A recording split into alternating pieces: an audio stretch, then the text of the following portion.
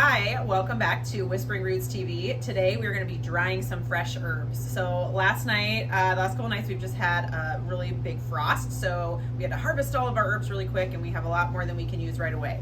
So we're going to show you how we can dry them and use them later in the winter when you don't have fresh herbs available. So I'm doing 2 herbs today. We're going to do some fresh chives, and then I also have fresh basil. So with the chives, super easy, just rinse them off, pick out all the dead spots, and then we are going to chop them. And so we'll just cut them into little tiny pieces just so they dry nicely.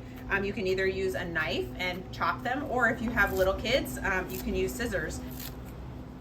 All right, so now we're gonna take our chopped chives. Don't worry if they're not the same size, it doesn't really matter. Just sprinkle them on the sheet. We want them spread out so they have a chance to dry. If you crowd the pan too much, you will, it'll take a lot longer for them to cook and they'll kind of hold that moisture in. All right, and then for the basil, all we're gonna do is pick the leaves off and just lay them out on our sheet, kind of spread out. All right, and the last step is to put these in the oven. You wanna do about the lowest temperature your oven can go, whether it's 200, 225, 250, and do them for about 2 hours. And really you're just gonna wanna do it till they get nice and dry. So you'll just set your timer and then keep an eye on them. All right, so our herbs are done. And how we can tell that they're done is they're gonna be completely dry. And when you kind of touch them, they're gonna crumble like that. All right, so now that our herbs are out, we're gonna let them cool completely. And then we're just gonna store them in an airtight container, and that's it. You can use, I like to save old spice jars. So when I finished one up, I just saved the container and you can use that. I also just like to use mason jars. So that's what we're gonna do today.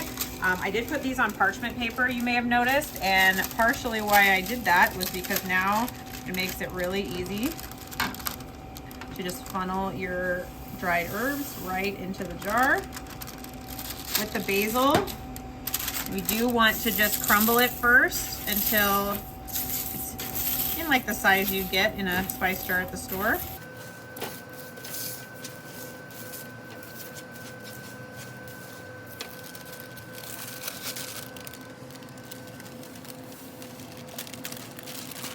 All right, and that's it. Now we have fresh herbs to use all winter long while we're cooking. So if you want more cooking videos and more tips, make sure to watch our other videos right here on YouTube or on our Instagram. See you next time.